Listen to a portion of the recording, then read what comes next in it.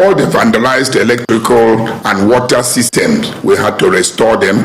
And knowing that parks operate day and night, we had to install solar lights, and so that whether in the daytime or in the night, the place should wear the same look to be able to receive incoming vehicles and participants as they operate to load and take off. But how does he hope to achieve this?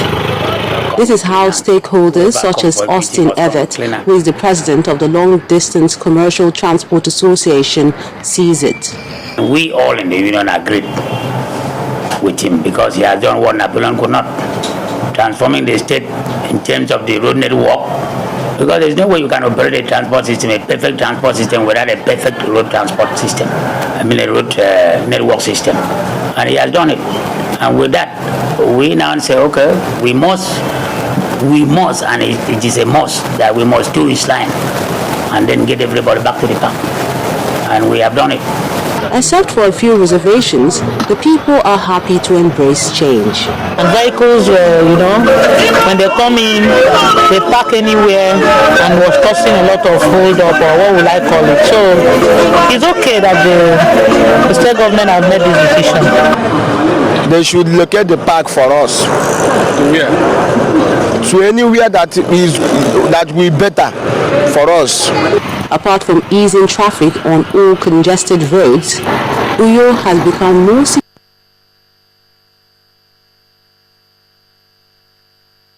Some of the participants at this year's World Economic Forum on Africa, to be hosted by Nigeria, have been speaking about some of the key issues on the agenda. The country's senior partner of PricewaterhouseCoopers, Mr. Ken Ibokwe, explained that job creation will be a major element at the discussions, as about 60% of youth in West Africa are unemployed. He said unemployment is a critical issue that must be tackled. On his part, the CEO of the African Finance Corporation, Mr. Andrew Ali, is optimistic that Nigeria's economic growth in the last decade could be higher if challenges in all sectors are dealt with. We have a lot of unemployed youth, and it's not just in Nigeria, in the whole of Africa, and that's creating major social concern. I did some analysis about 6 months ago. Across West Africa, in each country in West Africa, about 63% of the population is under 25. 63% is under 25. And if you bring it home, ask yourself the question, the 25-year-old Nigerian, where is that person likely to be? For those who've been lucky enough to be in school, they're probably just about leaving school. Mm-hmm. So you just dial back and say to yourself, so what chances does that person have of being employed in Nigeria today? Just to give you an idea of what the problem really is. So you've got these people who are either not properly educated or educated but don't have a job. Okay. Put this together with the theme of the May gathering. I think governments and everybody else in the world recognize that unemployment, especially among the young, is a major problem. If you link that up with what's happening in Northern Africa, the sweeping changes in the economic landscape, and the problems that those events have caused, what you're going to see is a nervousness across the globe about Africa. So I think it's timely. But after all said and done, it is the responsibility of government in Nigeria, in the rest of Africa, to do something with the ideas, hopefully, that will come through the discussions. Nigeria has actually done quite well in terms of economic growth over the last decade or so. But I think that it's important to think about what the constraints are and how to remove those constraints. For example, the growth of the real sector, really one of the major constraints, and this is where, for example, the Africa Finance Corporation that I work for comes in, is around infrastructure. I mean, these statements have been repeated ad nauseum, but you cannot run a business in a country if you do not have steady power, steady water, steady security, if it's hard to take your goods to the market. And those are some of the constraints that are blocking the growth in the real sector.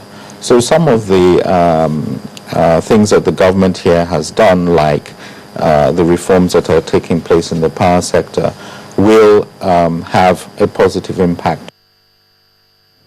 The first part of the World Economic Forum begins on Wednesday in Davos, Switzerland, and Channels Television will bring you live highlights of the meeting from our correspondent Harriet Agbein.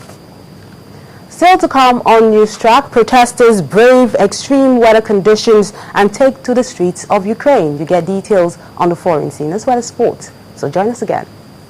Entrepreneurship, education and employment can reshape our world in a positive way. At this year's World Economic Forum annual meeting in Davos Cluster, Switzerland, world leaders and global industry players will gather to find a way forward. Channels Television will be live in Davos Cluster, Switzerland to get you answers from the decision makers. Join us for daily updates and be part of the conversations.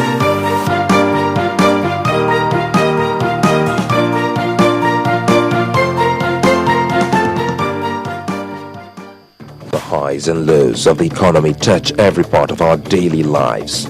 Understanding its dynamics can be the difference between swimming with the tide or struggling against it. Analyzing government policies and how they shape the economy is what we do every workday.